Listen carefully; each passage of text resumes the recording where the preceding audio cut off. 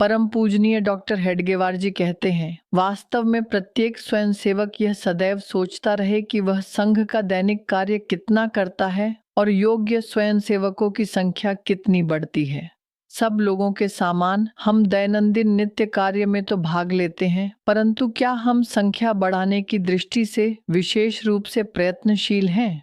परम पूजनीय डॉक्टर हेडगेवार जी कहते हैं, कैसी ग्लानि की बात है कि 1 वर्ष के भीतर 5 मित्रों को संघ में लाना तुम्हारे लिए कठिन सा मालूम होता है। क्या यही है तुम्हारी योग्यता? थोड़ी ईमानदारी के साथ सोचो तो सही, स्वयं अपनी आत्मा के साथ धोखा न करो।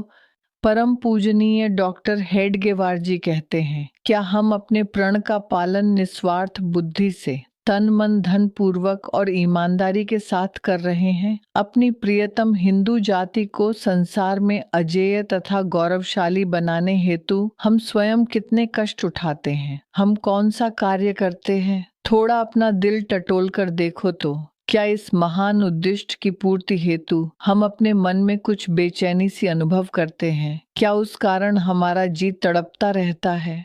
परम पूजनीय डॉक्टर हेडगेवार जी कहते हैं, हम तो याची देही याची डोला, मराठी शब्द, अर्थात इसी देह से और इन्हीं आंखों से अपनी कार्य सिद्धि देखना चाहते हैं। बिना परिश्रम के यह कैसे संभव होगा? संघ यह नहीं चाहता कि किसी क्लब या पाठशाला के सामान वह सदियों तक जैसा तैसा चलता रहे। संघ की तो यह धधकती हुई आकांक्षा है कि हिंदुत्व की सर्वग्रामी ज्वालाएं धू धू करती हुई शीघ्रातिशीघ्र देश के कोने कोने में फैल जाए। परम पूजनीय डॉक्टर हेडगेवार जी कहते हैं, कई लोग कहते हैं कि यह कार्य बड़ा कठिन है, इस मार्ग में असंख्य संकट है।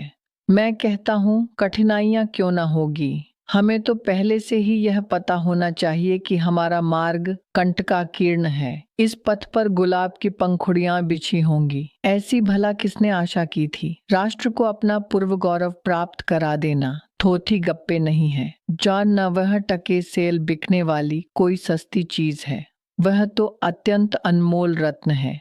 उसे खरीदने हेतु उसकी पूरी कीमत चुकानी होगी। एक पाई कौड़ी कम देने से भी काम नहीं बनेगा। परम पूजनीय डॉक्टर हेडगेवार जी कहते हैं, अपने देश के विगत वैभव को प्राप्त करने हेतु सर्वस्व त्याग कर अनवरत पुरुषार्थ दिखाने वाला आपके सिवा और कौन हो सकता है? भारत की भाग्य लक्ष्मी को प्राप्त करने का कार्य तुम्हारे व्यतिरिक्त और कौन कर सकता है? यह तो तुम्हें और तुम्हें ही करना होगा। कुछ हजार स्वयंसेवक खड़े हो गए, कुछ शाखाएं जैसी तैसी चल गई, बस इतने मात्र से हमारा ध्येय हमें प्राप्त होगा, ऐसी तुम्हारी धारणा है? दूसरे लोग आएंगे और वे आपके देश का गौरव बढ़ाएंगे, ऐसी आप आशा रखते हैं? तो फिर आपका अस्तित्व किस लिए है?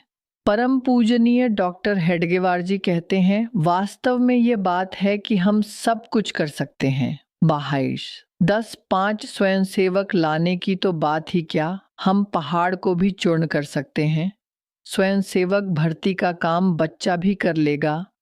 प्रश्न केवल एक ही है, हमें आलस्य छोड़ना होगा, वही हमारा वास्तविक शत्रु है, बांध। परम पूजनीय डॉक्टर हेडगेवार जी कहते हैं, केवल आलस्य के कारण हम संघस्थान पर जाने के अतिरिक्त कोई भी विशेष कार्य नहीं कर पाते। यदि हम आलस्य में समय व्यर्थ गंवाना छोड़ दें और अपनी संपूर्ण शक्तियां इस कार्य में लगा दें तो हम आश्चर्यजनक प्रगति कर सकेंगे। आलस्य को त्याग देने के बाद ही सच्चा कार्य प्रारंभ हो जाता है। परम पूजनीय डॉक्टर हेडगेवार जी कहते हैं, समाज में जाकर लोगों के साथ किस प्रकार बर्ताव करना चाहिए यह आप भली भांति जानते हैं। शालाओं, विद्यालयों तथा अन्य स्थानों पर कैसा व्यवहार किया जाता है यह आप जानते हैं। घर वालों तथा पड़ोसियों का हृदय किस प्रकार आकर्षित करना और मित्रों तथा संबंधियों को किस प्रकार अपने गुणों से प्रभावित करना आदि बातें आप खूब जानते हैं। फिर भी अपना कार्य तेजी से क्यों नहीं बढ़ता? बस एक ही कारण है, आपके रोम रोम में बसा हुआ आलस्य। उसे नष्ट करो और फिर देखो तुम में कैसा अभूतपूर्वक परिवर्तन हो जाता है। परम पूजनीय डॉक्टर हेडगेवार जी कहते हैं, कर्मण्येवाधिकारस्ते मा फलेषु कदाचन।